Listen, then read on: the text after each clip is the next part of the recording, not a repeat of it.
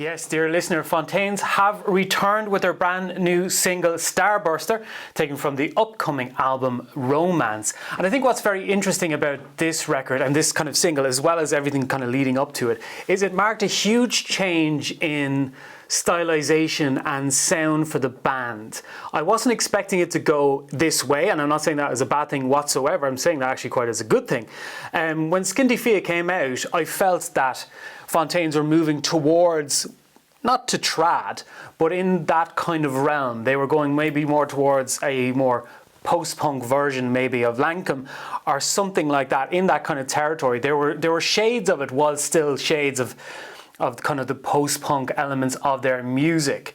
Starburster has come out of the gates swinging. It is definitely not in that direction whatsoever. So I was completely wrong in my reading of where they were going. Stylistically, it's far more related to something like the Gorillaz, or even what Green had done with Kneecap. There's more hip-hop elements in this than there is, as I said, the aforementioned trad, where I thought they were going. And that is I think it's incredibly brave of them in a lot of elements to go that way. They are definitely taking a swing for the fences. They are definitely taking a stylistic leap.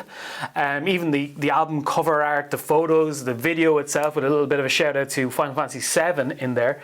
They are moving in a completely different direction. They are doing the kind of, and people will hate this, but I'm going to say it anyway because I don't give a fuck.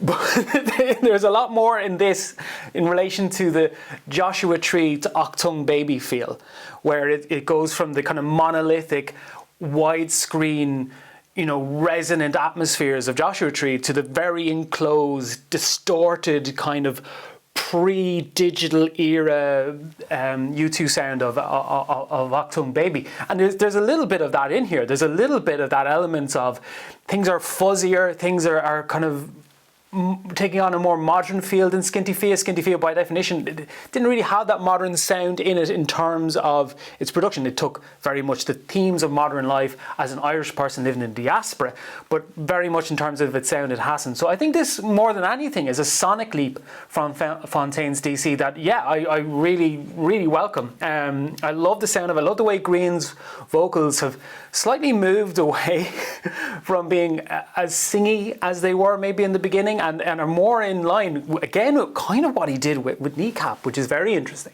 And the band have moved their sound as well. What they're doing with the beats, what they're doing with the guitars is a mile away from what they were doing in Dogrel, whilst at the same time it should be said that it's the same band.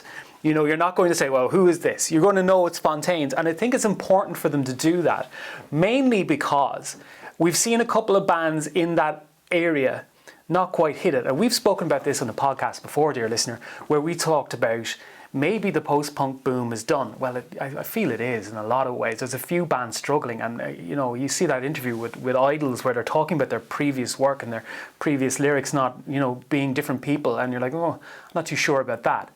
But I think Fontaines have been a band that always had an acute sense of stylization, both musically and physically, and what they do and how they present themselves. And that's important. That's very important.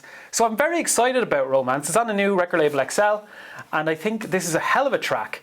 And a very welcome leap in sound from them. And 100% would recommend you check this out. I'm sure you have anyway if you're a fan of the Fontaines. But a really welcome step up in sound from them. And check it out, Starburster from the upcoming album Romance, Fontaines D.C.